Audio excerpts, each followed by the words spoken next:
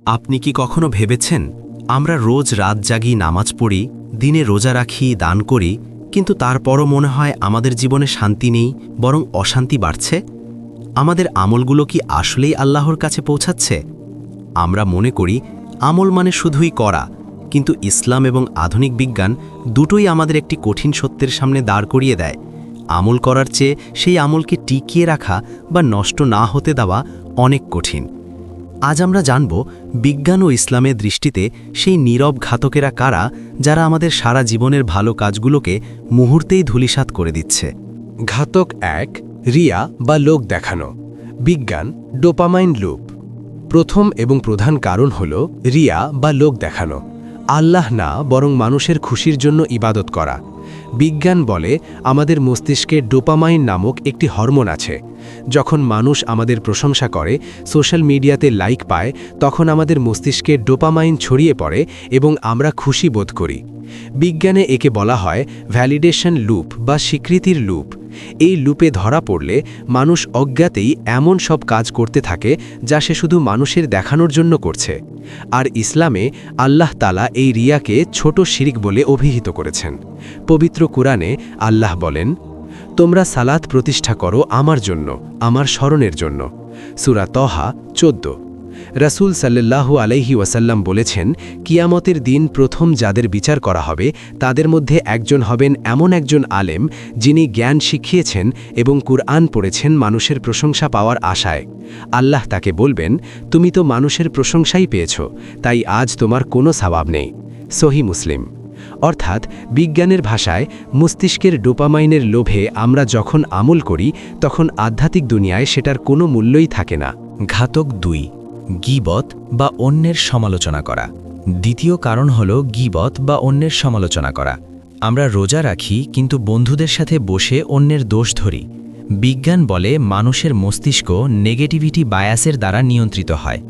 অন্যের দোষ খুঁজে বের করা বা গসিপ করা মস্তিষ্ককে একটি অস্থায়ী আনন্দ বা সুপিরিয়রিটি ফিলিং, নিজেকে ওপরের চেয়ে বড় ভাবা দেয়।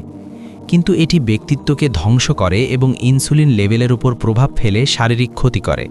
ইসলামে গীবতকে মৃত ভাইয়ের গোশত খাওয়ার সাথে তুলনা করা হয়েছে।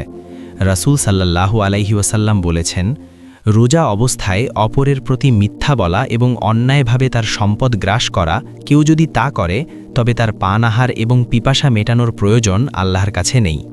বুখারী। সারাদিনের রোজা শুধুমাত্র একটু গীবতের কারণে বাতিল হয়ে যেতে পারে।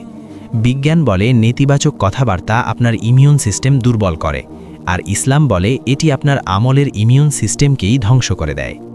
ঘাতক ৩, হিংসা বা হাসাদ। বিজ্ঞান, কর্টিসল ও স্ট্রেস।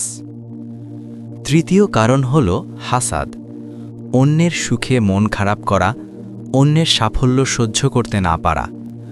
মনস্তাত্ত্বিক বিজ্ঞান বলে হিংসা করা মানে নিজের মধ্যে বিষ নিজেই পান করা এবং অন্যজন মারা যাক এমন প্রত্যাশা করা।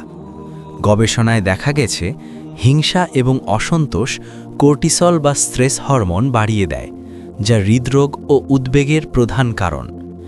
হিংসুকের ব্রেন এতটাই ব্যস্ত থাকে অন্যের ক্ষতি করার চিন্তায় যে সে নিজের উন্নতি করতে পারে না। ইসলামে হাদিসে বলা হয়েছে, তোমরা হিংসা করা থেকে বেঁচে থাকো, কারণ আগুন যেমন কাঠ পুড়িয়ে দেয়, হিংসাও নেক আমলকে পুড়িয়ে দেয়। আবু দাউদ, তিরমিজি, হাসান সনদে। মনে রাখবেন, আপনি যত নেক আমলই করুন না কেন, যদি মনে হিংসা থাকে তবে সেই আমল আগুনের মতোই পুড়ে ছাই হয়ে যাবে।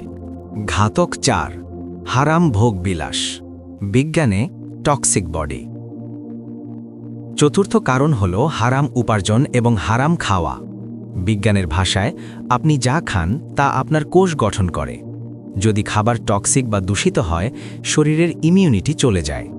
ইসলামের দৃষ্টিতে হারাম রিজিক দিয়ে তৈরি শরীর দিয়ে আল্লাহর ইবাদত করা সম্ভব নয়। আল্লাহ তাআলা বলেন, হে মানবজাতি, পৃথিবীর হালাল ও পবিত্র বস্তু থেকে ভোজন করো। সূরা বাকারা ১৬৮। আর রাসূল সাল্লাল্লাহু আলাইহি ওয়াসাল্লাম বলেছেন, এমন ব্যক্তি কখনো জান্নাতে যাবে না যার মনে অন্যের প্রতি গর্বের ভাব আছে, মাত্র একটি পরমাণু পরিমাণ হলেও। মুসলিম। আরেক হাদিসে আছে, হারাম রিজিকের অর্থে তৈরি শরীর দিয়ে দোয়া কবুল হয় না, অর্থাৎ আপনার কষ্টের আমল হারাম রিজিকের কারণে গ্রহণযোগ্য হচ্ছে না। সমাধান ও আহ্বান। তাহলে উপায় কি? আমল বাঁচাবেন কিভাবে? বিজ্ঞান বলে মস্তিষ্ককে পুনর্গঠন বা রিপ্রোগ্রাম করতে হলে ইতিবাচক অভ্যাস তৈরি করতে হবে। ইসলাম বলে সেটা হলো ইস্তেগফার এবং খালেস নিয়ত। আপনার আমল নষ্ট হতে দিন না। 1.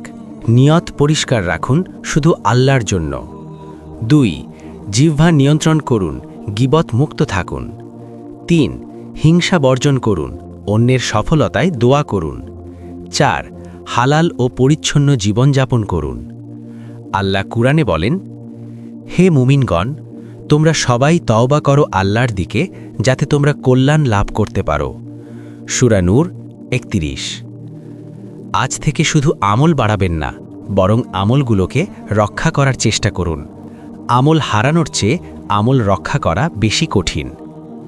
আল্লাহ আমাদের সবাইকে আমল নষ্ট হওয়ার কারণগুলো বুঝতে এবং সেগুলো থেকে বাঁচতে তৌফিক দান করুন। আমিন।